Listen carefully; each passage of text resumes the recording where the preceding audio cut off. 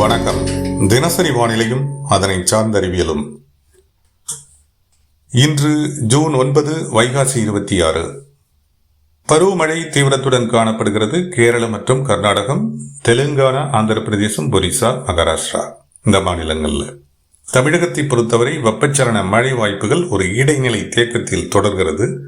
இன்று முதல் அது சற்று மாறக்கூடும்.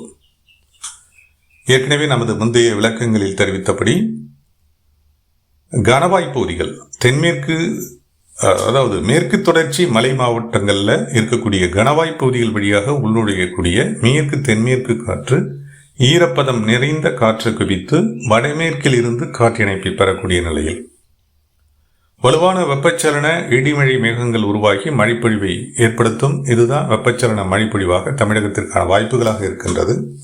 இந்த வாய்ப்புகளில் ஒரு தேக்க நிலை நீடித்தது. ஏனெனில் வடமேற்கில் இருந்து காற்று திருப்பமோ அல்லது குளிர்காற்றினுடைய இணைப்போ கிடைப்பதில் தொடர்ந்து சிக்கல்கள் நீடித்தன. குளிர்ந்த காற்று உயரழுத்த பகுதியில் இருந்து குறைந்த அந்த இணைப்பு கிடைப்பதில், காற்று இணைப்பு கிடைப்பதில் சிக்கல்கள் நீடித்தது. மேலும் காற்றானது வடமேற்காக பயணித்தது. எனவே குறைபடுத்த நிலைகளில், அதாவது நிலப்பகுதி குறைபடுத்த நிலைகளில் காற்று குவிதலை ஏற்படுத்த வழிவகை இல்லாத சூழல் இருந்தது. இது முதல் அது சற்று மாறும், திசை மாறுவதற்கு வாய்ப்புகள் தென்படுகின்றன. தரவுகளும் அவ்வாறே காட்டுகின்றன. தெற்கு கர்நாடக பகுதிகள் வழியாக உள்நுழையக்கூடிய மேற்கு தென்மேற்கு காற்று சற்றே வடமேற்கில் இருந்து காற்றிணைப்பை பெற்று கிழக்கு நோக்கி குவிதலாக வாய்ப்புகள் இருக்கின்றன. கிழக்கு மற்றும் தென்கிழக்கு நோக்கி குவிதலாக வாய்ப்புகள் இருக்கின்றன. அந்த வகையில் இன்றைய வெப்பச்சலன இடிமழை பொழிவு வாய்ப்புகளாக கிருஷ்ணகிரி, தருமபுரி, வேலூர், திருப்பத்தூர், ராணிப்பேட்டை, சென்னை, செங்கல்பட்டு, காஞ்சிபுரம், திருவள்ளூர், திருவண்ணாமலை, விழுப்புரம், கடலூர் இந்த மாவட்டங்கள் சார்ந்து மழை வாய்ப்புகளை ஏற்படுத்தக்கூடும். இதில் சென்னை, செங்கல்பட்டு, காஞ்சிபுரம், விழுப்புரம், திருவண்ணாமலை மாவட்டத்தினுடைய வடக்கு பகுதிகள், ராணிப்பேட்டை, வேலூர், கிருஷ்ணகிரி, திருப்பத்தூர் மாவட்டங்களில் சற்று வலுவான மழை பொழிவிற்கு இன்றைய தினம் வாய்ப்புகள் இருக்கின்றன. அடுத்ததாக கடலூர் மாவட்டம் வரை மழை பரவல் ஏற்படலாம். இது உறுதியான வாய்ப்புகள் இல்லை. இது இன்றைய நிலையிலான மழை வாய்ப்புகள். நாளை முதல்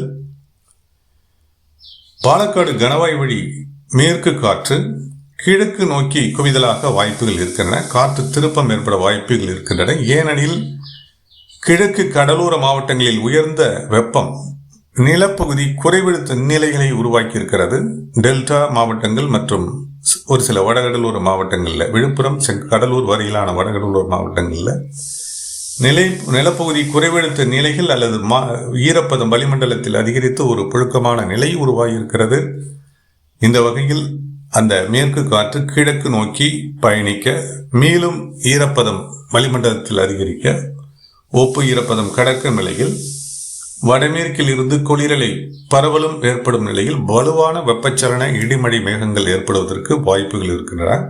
அந்த நிலையில் வரக்கூடிய 11, 12, 13 தேதிகளில் அநேக டெல்டா மாவட்டங்கள் நல்ல மழைப்பொழிவுக்கான வாய்ப்புகள் இருக்கின்றன.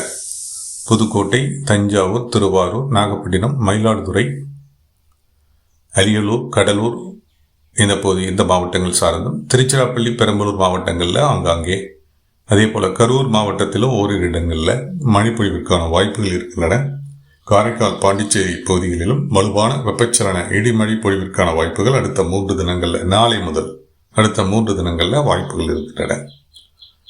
வடக்கு மாவட்டங்களில் முன்னர் அறிவித்தபடி வடக்கு மாவட்டங்களில் தொடர்ச்சியாக அடுத்த 3 முதல் 4 தினங்களுக்கு நல்ல மழைப்பொழிவிற்கான வாய்ப்புகள் இருக்கின்றன. இதுதான் தற்போதைய நிலையில் நாம் எதிர்பார்க்கக்கூடிய மழை வாய்ப்புகளாக இருக்கிறது. எல் நினோ பற்றிய அச்சுறுத்தல்கள் தொடர்ந்து வந்து கொண்டிருக்கிறது. உண்மையிலேயே தற்போதைய நிலையில் எல் நினோ எந்த அளவில் இருக்கிறது என்றால் 0.81 பாசிட்டிவ் என்ற நிலையில் இருக்கிறது. இது தொடக்க நிலை எல் நினோ. இதே நிலை அடுத்த 1 முதல் 2 மாதங்களுக்கு நீடிப்பதற்கு வாய்ப்புகள் இருப்பதாக தரவுகள் காட்டுகின்றன.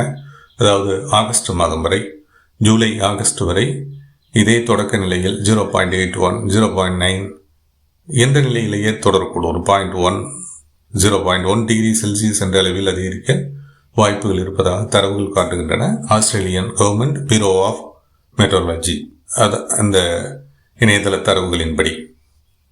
மேலும் இந்திய பெருங்கடல் ஐஓடி தற்போதைய நிலையில் -0.34 என்ற நிலையில் கிட்டத்தட்ட நியூட்ரல், அதாவது 0 என்ற நிலையில் தொடர்கிறது.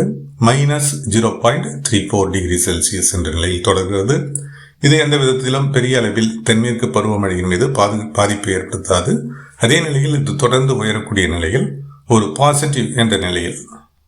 பாசிட்டிவ் ஐஓடி என்ற நிலையில் இது தென்னிந்திய பகுதிகளில் மழை வாய்ப்புகளை அதிகப்படுத்தவும் வட இந்திய பகுதிகளில் மழை வாய்ப்புகளை குறைக்கவும் வாய்ப்புகள் இருக்கலாம்.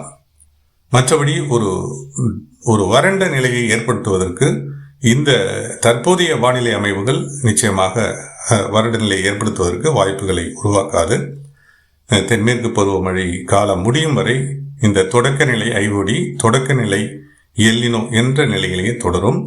இந்த சூப்பர் எல்னினோ என்பது அடுத்த ஆண்டு பிப்ரவரி மார்ச் மாதங்களில் தான் அது சூப்பர் எல்னினோ என்ற நிலையை எட்டக்கூடும். எனவே அடுத்த வருடமே ஒரு பாதிப்பை ஏற்படுத்துவதற்கான வாய்ப்புகள் இருக்கலாம்.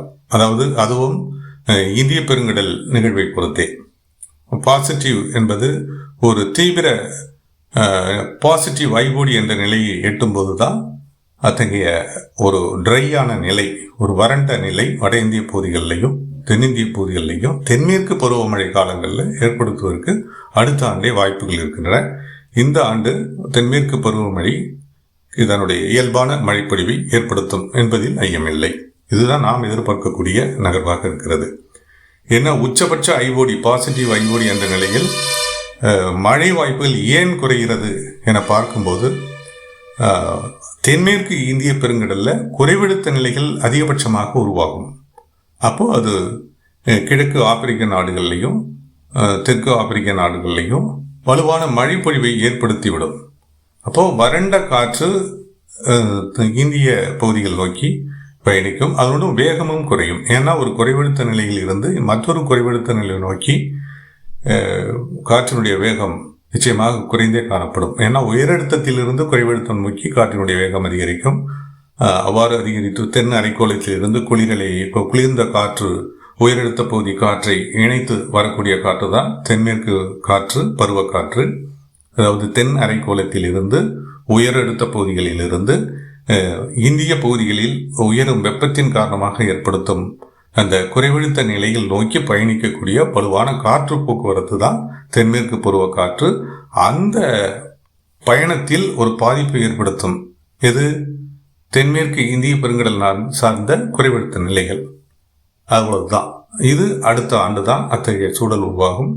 இந்த ஆண்டு அத்தகைய வாய்ப்புகள் ஏற்படுத்துவது குறைவு. இதுதான் நமது எதிர்பார்ப்பாக உள்ளது. தொடர்ந்து கண்காணிப்போம். வானிலையில் ஏற்படும் மற்றொரு விளக்கத்துடன் மீண்டும் இணைகிறேன். இணைப்பில் நீடித்த அனைவருக்கும் நன்றி.